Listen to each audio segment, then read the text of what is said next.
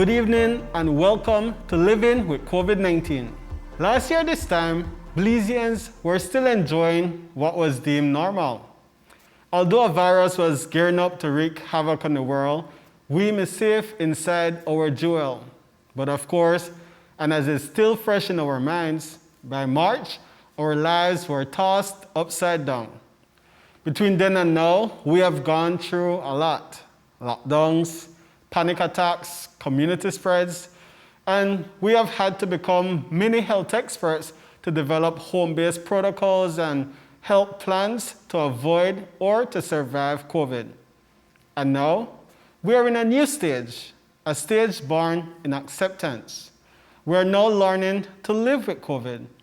And that is why we have convened this show as a platform to help you devise your do's and don'ts at home, at work, in the grocery stores, because for the foreseeable future, we'll all be living with COVID-19.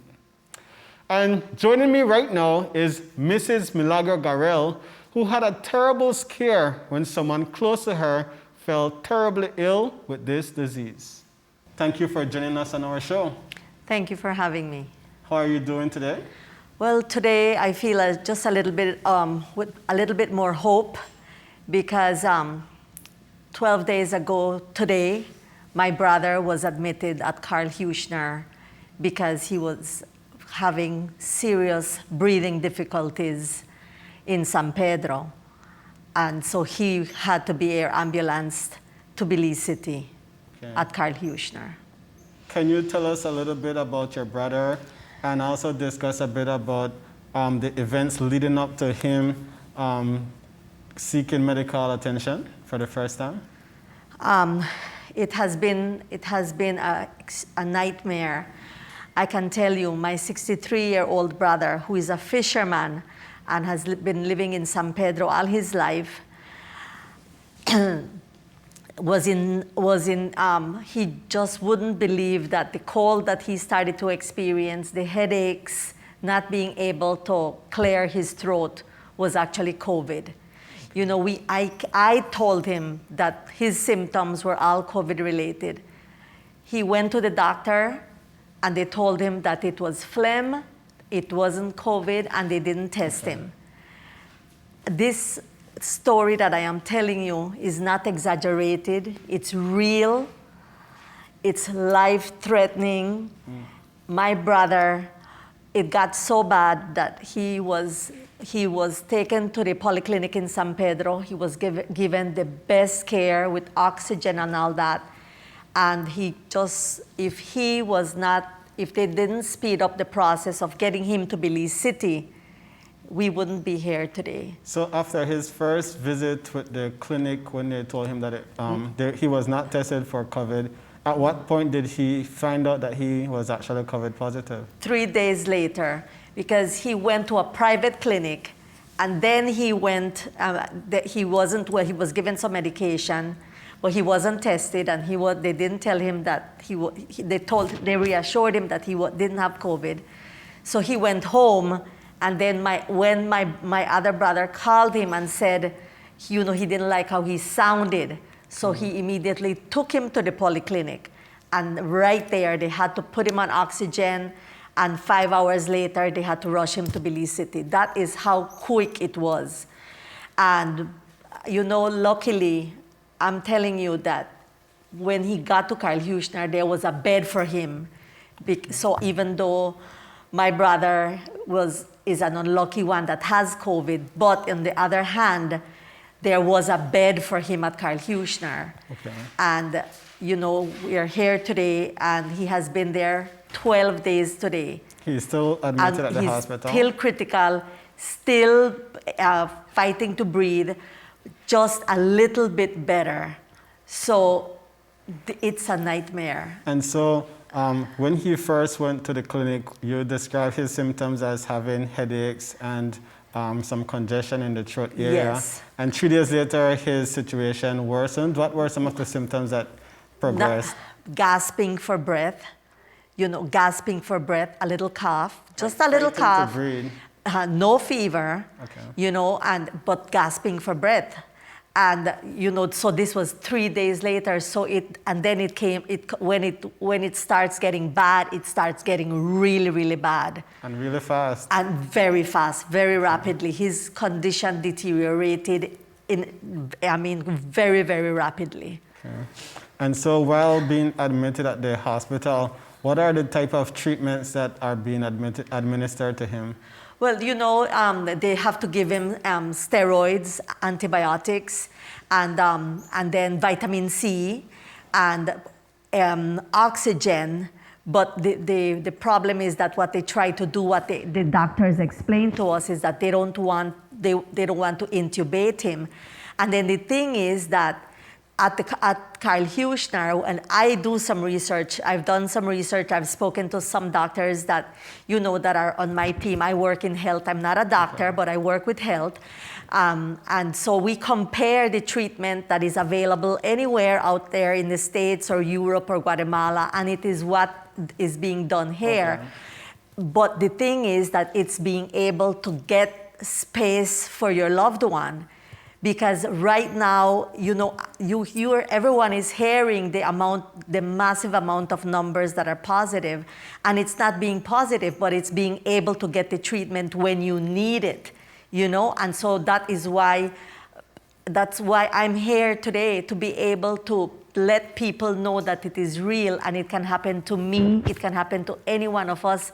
My brother didn't think that it was that, but it was, and this is where he is 12 days later, still in the hospital, and we still don't know when he's going to be out. And prior to being infected with COVID-19, was your brother affected by any underlying health conditions? No, he has hypertension, but other than that, my brother dives. He fishes. He's an avid fisherman. Very active. He's 63 years old, which is young, So. And so, when it comes to your brother's experience with COVID-19 and being in the hospital for over a week, how has that affected the entire family? And when it comes to you, how has it affected your perspective on COVID-19? Well, and that's it. That's the thing about it. It's just the anxiety is so high. Because I will tell you, my mother, my whole family lives in San Pedro, and my mother, as a mother, went to visit her son who was sick, and he had COVID, and nobody believed that he had COVID, but she wore her mask, and I was appalled that my mom went to visit my brother because she's 85 years old, and she has all the underlying conditions you could think of. So we were waiting for almost 2 weeks for them to get a test. My brother was in the hospital with the highest anxiety that you could think of, because he's thinking maybe his mother has it, maybe our mother has COVID, and if he is gasping for breath, to be able to just breathe, can you imagine how he was so worried about our mother, about his grandson, about his wife and his 2 daughters. So it is a nightmare. It is a living nightmare. Yesterday we got the news that they were all negative, and we're very fortunate. We're very thankful about that. And that, of course, gave us a big sigh of relief. My brother was even, today when I spoke to him on the phone, and thank goodness for that they're able to have a little phone so that you could call them, since you can't go and visit or, to check and see how they're doing. So everyone is extremely pleased and thankful that he is, that everybody else is negative.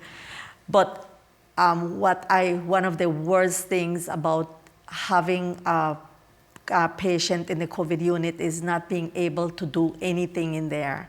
So you want to give support, you want to be able to take them a plate of food, you want to be able to help feed them, to give them that warm cup of tea that everybody talks about, but you can't. You can't, because it's just not advisable.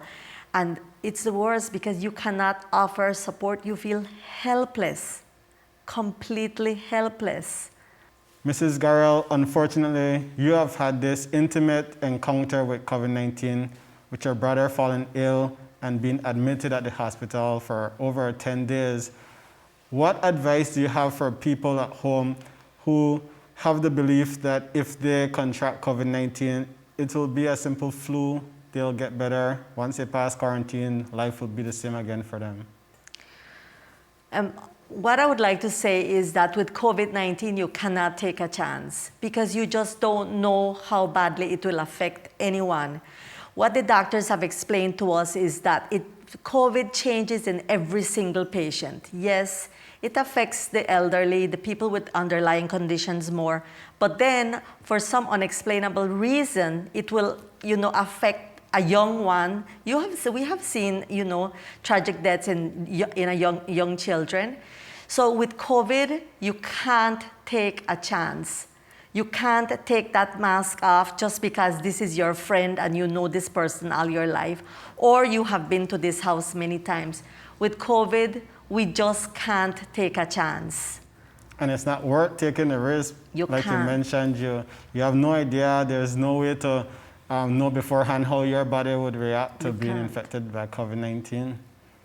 Well, Mrs. Garrell, do you have any final message for our viewers at home? I'm sure people appreciate you sharing the experience that you have had, and I'm hopeful that the experiences that you have shared will contribute to them taking it more seriously and adhering to the policies and the suggested protocols that can keep them safe. Any final messages for them? We just have to act like everyone around us has COVID. And so we can I protect you, you protect me, until we can find a vaccine, and then we're going to be okay. So that's what we have to do, like everyone around us has COVID. Excellent advice, Mrs. Garrell. And once again, thank you for joining us on our show. And I wish you and your family well as your brother continues to recover from this infection. Thank you, Joe.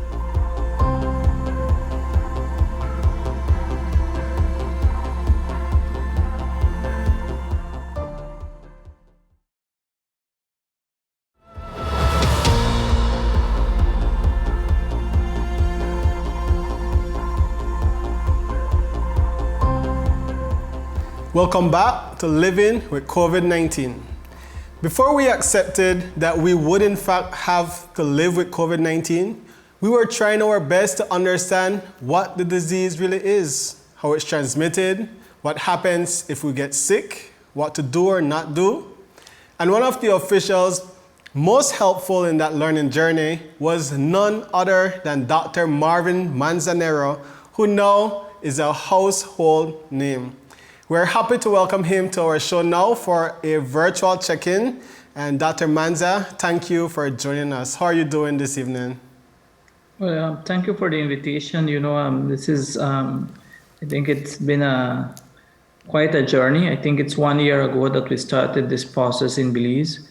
And from being, as you have said, a person that was kind of leading the response from the Ministry of Health standpoint to now being a recovering patient of COVID-19, then I have gone through all those phases by now. You're right, Dr. Manzan. Of course, when we learned that you were ill with COVID-19, we were all concerned. Are you feeling much better now?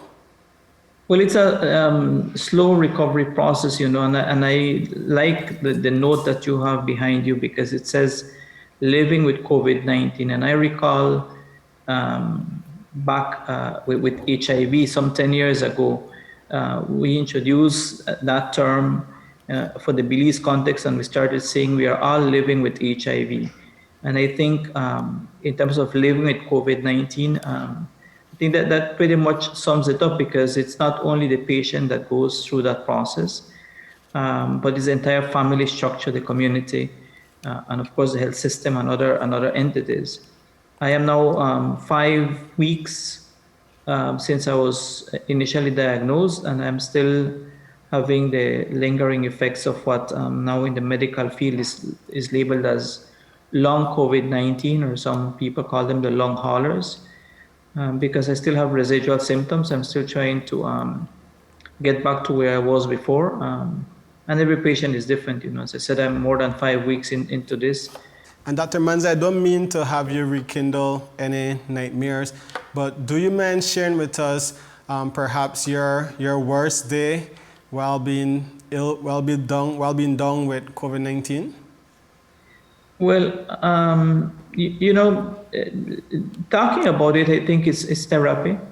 but also being able to share is in the hopes that people can understand that everybody is going to be different.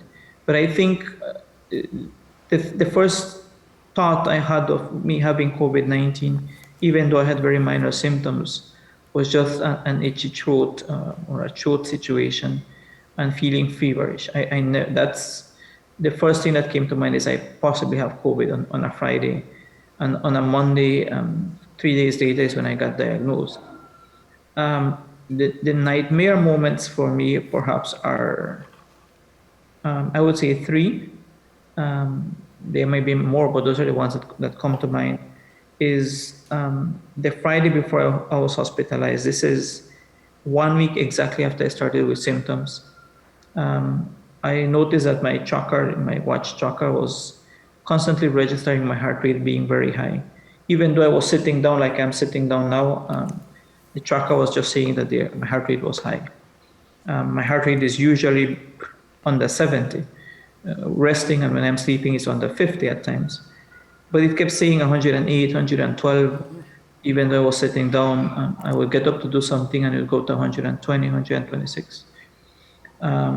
And I recall that Friday, what strikes me, and it's a real nightmare moment, is when I was taking a shower, towards the end of me finishing the shower, this is a routine activity that, I mean, you're not even burning that calories, you're not really doing that much activity. Just standing up in a shower, I felt really bad. I was suddenly gasping for air. I was really short of breath. My heart rate was very, very high. I didn't have my watch on, but when I came out of the shower, I looked at myself in the mirror. I was very, very, I think I was pale, but I think I was very, very frightened because I knew as a medical doctor that something wasn't right. As a matter of fact, I knew that something was very, very wrong. But I couldn't really piece it because for a moment, one thing that I was thinking is maybe I was too anxious and I was having anxiety or panic attacks, which I have never had in my life. And so that was that. Once I came out and managed to sit down and managed to dress, I think my heart rate went up down a little bit lower. But the following Saturday is when I still was feeling, I would say, restless. My heart rate was still high, even though I was resting. I called a colleague, Dr. Hidalgo, who is the person I was consulting with in terms of how my treatment was going to go. And he suggested I get a chest x-ray and some lab exams. But I decided to go and get a CAT scan because that can be more specific. You can see the things in more detail. And that's my second, perhaps, nightmare moment is I go get a CAT scan done. I realized that when I was asked to take in a deep breath while I was going through the machine, I managed to take in a deep breath, but I didn't feel it as when you would have routinely have taken a deep breath. And then halfway through that, I had to let go, and so I couldn't hold my breath. And so I was trying to struggle to get that study done. As I came out of that, the radiologist called me, Dr. Diaz, and the CAT scan was facilitated thanks to Dr. Smith, Virginia Smith. And I saw the CAT scan with the radiologist, and he said to me, "Do you have COVID?" And I said, "Yes, but I'm looking at the CAT scan, and as a physician, you know already that something is very, very wrong because you have lesions spread out more so in the lower portion of the lung, but it's starting to spread to the upper portions of the lungs." And so I had to call Carthusian and said, "I'm going to be coming in." And throughout the course of that day, that Saturday evening, when I was getting there, I know that I was being informed of the passing of one of the two Dr. Guerras. As soon as I arrived, that's the first note I got to the hospital. So of course that shows you back emotionally. Yeah. And I think 2 or 3 days later, after I had arrived at Alusha, I was then sent later on to the care partners. But what I think is a nightmare moment for me because it becomes a very personal situation that you realize suddenly that you don't have an answer.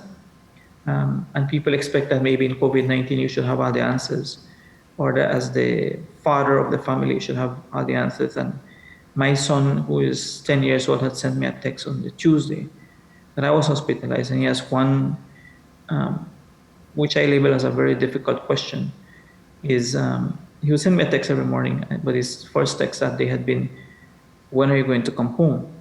And one of those little emojis, emoticons, I don't know how you call them, Emojis. with a sad face. And then I realized that I couldn't answer via text because I didn't know when I was going to go home. I didn't know whether I was going to go home, or at least alive then. You're always hopeful, but then you realize how critical things can be, how quickly COVID can put you in the back burner, how unpredictable and unforgiving it can be. And for a moment, do you consider that? I mean, when I saw the CAT scan on that Saturday, literally, as people say, you see your life flash by in the blink of an eye. I mean, I did not anticipate seeing what I was seeing.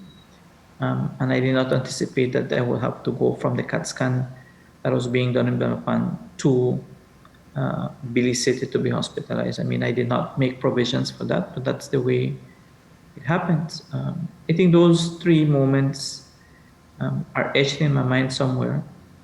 And that's why I say when you have a mental and emotional components, because you have to be able to deal with those. You have to be able to find people who are going to guide you through those healing processes, which is not a healing process physically, mentally, or emotionally. And you ask about home remedies, for example. I don't know that there's any. I don't know that there's any specific remedy even inside the hospital that reverts. I know we give medications, but I think consistently the only medication that has been proven to really work is dexamethasone. And I read every day to find out if there is anything new coming. But other than that, you basically giving medications and hoping that they are going to work. While I was in the hospital, I know that a lady who cleaned the room would come in and give me hot Borvein tea. And I have never been a tea person, but people have been giving me all kinds of teas, lemongrass, mixtures of honey, garlic, Ginger and turmeric. ginger. Yes, somebody sent me a bottle of the. I think you have to do the COVID shot if you are asymptomatic. I think you take one. If you have COVID, you take two. Somebody sent me a bottle, a nurse sent me a bottle of that. I mean, as I said, I have never been a tea person. I'm sipping tea. But other than that, I'm not really doing any specific home remedy. I'm taking vitamin supplements. I'm still on steroids. I'm towards the last doses of steroids, both inhaled and swallowed. And that's specifically trying to improve the lung function. And hoping that there'll be no scar tissue in the lungs. And if there is, then you have to learn to live with that. You will have to learn to function with whatever lung function you have. Hope to get the muscle tone that I used to have before I fell ill. And of course, the mental and emotional components, those are there, but you try to find catharsis. I'm trying to write some days to get that process going as part of the healing process and see what the future will bring. Yeah, well, Dr. Manza, this entire show exists because in addition to wanting to get the science and the professional medical advice to encourage people to be more proactive about ensuring their own safety, we love hearing the experiences of patients. So it's great that in this case, in this instance, that you are also a patient so that you could share, and we appreciate your experience that you've shared with us, because I believe it just really shows you how deeply and how expansively the virus can affect your entire household. It's not only taxing on the patient, but you mentioned the effect it has had on your son and the difficult questions that you've been unable to answer. So really, I just believe that experiences like yours, when shared, encourages people to realize that this thing, that no play at all. Yeah, and also I think it's my experience, especially as a male, and I go back to this because I've always been an advocate for men's health, and people who are very close to me will always say that. Because men are usually not seekers of healthcare. And men, once they feel that they're physically able to do what they were doing before, that they probably go back to doing it quickly. And that's all fine and good. But as I said, there's mental components, there's going to be emotional components. Depending on how spiritual you are, I'm sure there's going to be an emotional, spiritual scar as well. Yeah. So those things I think we need to be able to address. But men also need to be able to lift up their hand and say when something is not right. And I'm saying this because, go back to where I was. And maybe for me, it's because I'm a clinician as well. I mean, on that Friday, when I had nightmares after that. Particularly when showering, I had panic. I was anxious when I was going to go take a shower after that, after I came back home. But it's being able to say that something is wrong when something is wrong. Because that Friday when I had that almost collapse in the bathroom, I didn't tell anybody. I mean, I knew what was going on. I knew something was terribly wrong, but I just couldn't say what was wrong. But you don't tell that to anybody. So those things are not necessarily helping anybody. So that's why I'm saying, while you may heal physically, the emotional and mental components may take longer to heal. But I think males should be able to say that and seek guidance and seek help in a timely fashion with whoever they feel that they need to get help with. Because if not, we're now seeing that people can be thrown into depression very quickly because of COVID-19. So there's many layers of situations that we have to be aware with COVID-19, and not only the respiratory. You're not having people who are referring something called brain fog, people having memory loss.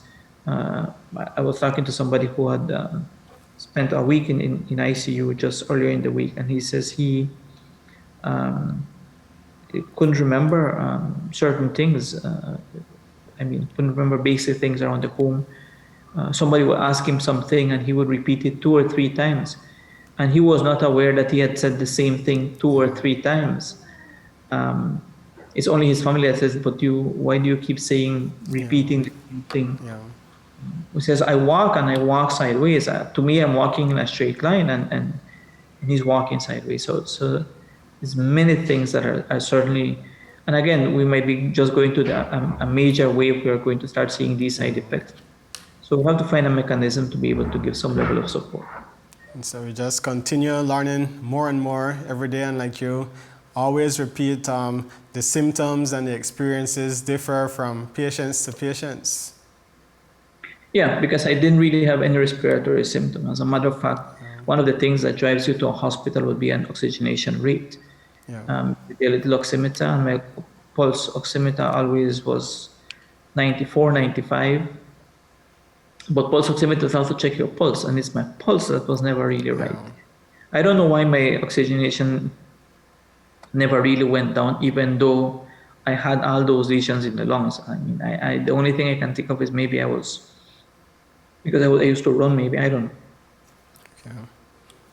Well, Dr. Manza, we'd love to thank you for all the valuable information you shared, and of course, your experiences to really put things into perspective. And I'd love to, of course, repeat your call to men. This is certainly not the time to try to be macho about your health.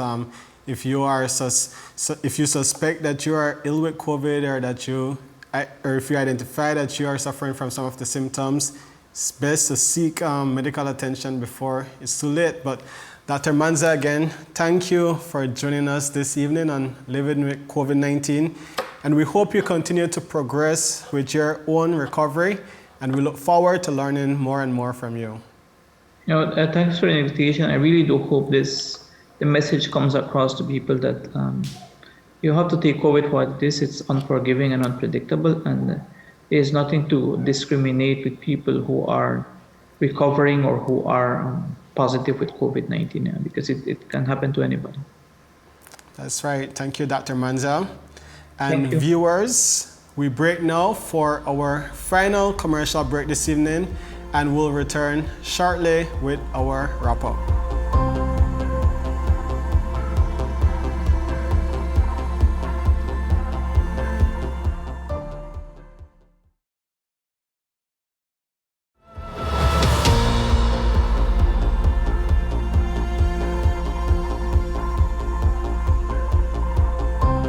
Welcome back and thanks for sticking around for Living with COVID-19. As you heard directly from our first guest tonight, Mrs. Garrell, COVID-19 is certainly unpredictable. While a lot of people are asymptomatic and experience little to no problems, some are much less fortunate. Extended stays in hospitals, fighting for breath just to stay alive, crowded hospitals with no more space to accept patients, and flashes of death have become a nightmare for several who became ill with this disease and those who continue to fall ill. Even Dr. Manza had a scary bout, losing 19 pounds in 1 week. Can you imagine that? And he's still in the recovery phase after several weeks have passed since he tested negative. In Belize, we tend to move on and forget about things after a few days or weeks have passed, but COVID-19 demands that we don't have that same nonchalant attitude. Our vigilance must remain. Our health protocols must continue to be adhered to, and the national protocols, of course, should be respected to the fullest. COVID-19 is not an automatic death sentence, but it could be if we fail to treat it seriously, even though an entire year has already passed since it was first detected. Through thoughtfulness and responsibility, we can and will master the art of living with COVID-19. I want to thank you all for tuning in tonight, and we look forward to having you here with us again this time, same day, next week, right here on CBTV. Until then, do remember to stay safe, stay informed, and stay healthy. Good night.